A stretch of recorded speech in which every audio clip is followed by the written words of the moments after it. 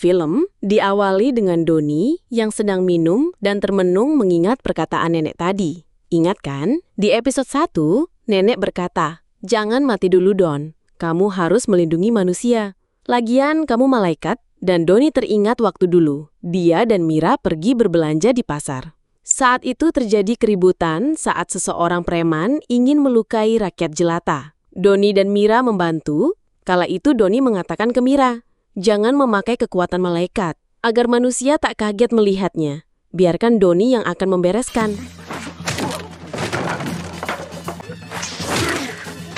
Ketika sedang bertarung untuk membereskan preman tersebut, ada rekan preman yang akan membantu si preman. Mira tak tinggal diam, dia menggunakan kekuatannya untuk melumpuhkan si preman. Setelah selesai, warga ketakutan. Doni pun membawa Mira pulang. Setelah malam datang, para warga mengunjungi kediamannya, disambut dengan rekan-rekannya Doni. Warga ingin berterima kasih dengan bantuan Doni, dan membawa miras serta makanan untuk Doni. Setelah semuanya mabuk, Doni sadar ada yang tidak beres dengan minumannya. Doni melihat Mira diikat sama warga untuk dibakar. Karena warga ketakutan, Mira dikira iblis yang punya kekuatan besar untuk menyakiti manusia. Setelah akan dibakar, Doni sekuat tenaga membantu Mira untuk melepaskan ikatannya dan mengusir warga yang akan membakar Mira.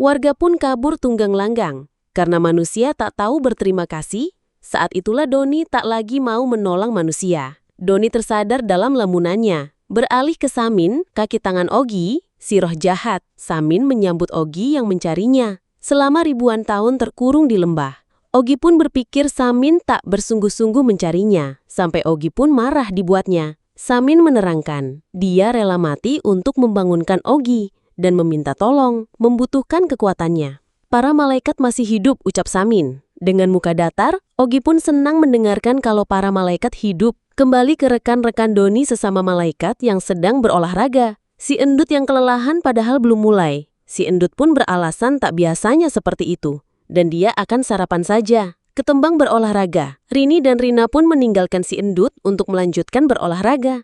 Rini mengingatkan kalau lari bukan beban, jadi santai saja larinya. Rina pun berpesan agar jimat di kalungnya dilepas. Toh sudah tak ada lagi roh jahat, sudah disegel di gerbang neraka.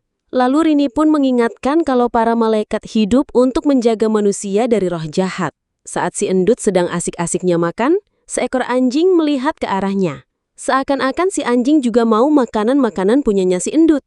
Karena si endut malaikat, dia tahu apa yang diucapkan si anjing. Dan dia tak mau berbagi makanan dengannya. Keributan pun tak terhindarkan. Sang pemilik keheranan, kenapa si endut memarahi anjingnya? Untungnya Rini dan Rina melihat dan memisahkan mereka. Rini menegur endut untuk tidak berinteraksi dengan manusia. Dia yang memulai duluan, ucap si endut, dan lanjut memakannya. Berganti ke Ogi, yang sedang berjalan-jalan di kota. Ogi merasakan adanya malaikat di dekat dia. Ternyata benar, ada Mira di dekatnya. Mira pun merasakannya, adanya hawa roh jahat. Akan tetapi tak bertemu.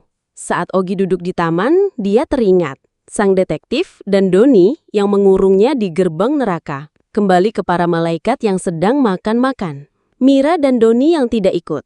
Saat sedang ngobrol-ngobrol membicarakan ulang tahun, sang dokter cantik memperlihatkan KTP zaman dahulu. Asep meledeknya, melihat foto dokter yang jadul serta kampungan.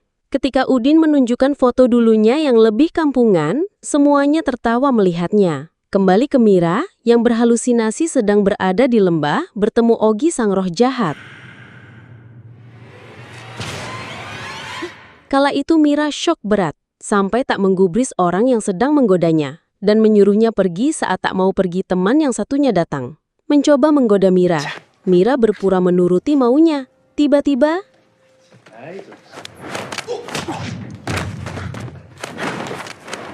setelah itu, Mira membayar dan beranjak pergi. Di scene berikutnya, kita diperlihatkan Samin dan Ogi di atas menara. Ogi menanyakan mengapa Samin mengabaikan misinya, yang mengubah dunia menjadi neraka. Samin tak berdaya setelah Heti mati dan gerbang neraka ditutup, semua kekuatannya hilang. Sudah hidup aja bersyukur. Ogi bertanya, sekarang mau apa darinya? Samin cuma mau kematian dan kutukan untuk menjadikan dunia sebagai neraka. Ogi pun tak sanggup melawan para malaikat, tapi Samin meyakinkan bahwa para malaikat tak lagi mempunyai kekuatan layaknya manusia biasa dan akan memberinya kekuatan untuk Ogi dengan cara mengumpulkan batu artefak yang ditemukan di episode 1. Energi batu tersebut bisa mengendalikan malaikat dan iblis, juga bisa membangkitkan kekuatan Haiti. Tapi Ogi tahu, Samin lebih licik daripada ular, tak bisa dipercaya, dan Samin meyakinkannya. Ini juga jalan satu-satunya menjadikan Samin abadi. Ternyata itu tujuannya. Ogi pun mengancam jika macam-macam, kepalamu akan terpisah dari badan. Kembali ke para malaikat yang berkumpul karena Doni tak kunjung kelihatan. Para malaikat bertanya-tanya. Udin tahu Doni sedang menagih hutang ke pemilik toko mobil bekas. Dirasa takut ada yang kurang, Doni menghitung kembali uang hasil penagihan tersebut, lalu memberikan uang buat ke tukang urut karena menghajar anak buahnya. Kembali ke Samin yang akan mulai dengan misinya untuk kekal abadi. Kedua kaki tangan Samin pun berpesan kalau belum terlambat membunuh Ogi, sang roh jahat. Samin tidak gegabah menanggapinya. Emang dasar Samin, licik penuh dengan tipu daya. Samin mulai ritual.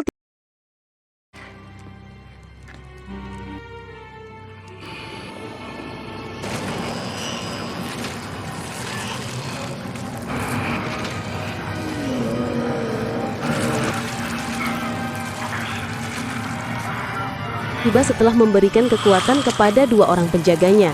Mereka langsung melancarkan asiknya. Seketika itu jimat-jimat yang dipegang pada malaikat memancarkan sinyal sinar. Tak ayal jimat punya Rini pun mendapatkan sinyal dan segera menerawangnya. Terlihat anggota Samin yang berada di mobil.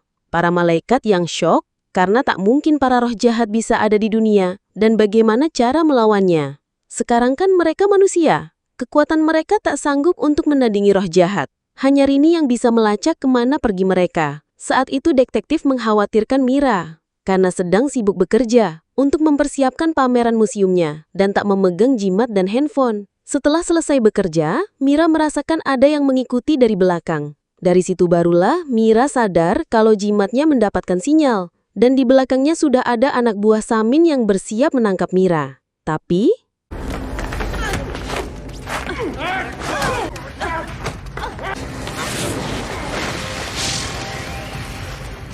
hanya seorang yang menerima kekuatanlah yang tak bisa terpental, sampai para malaikat yang datang untuk menolong. Dan inilah yang terjadi.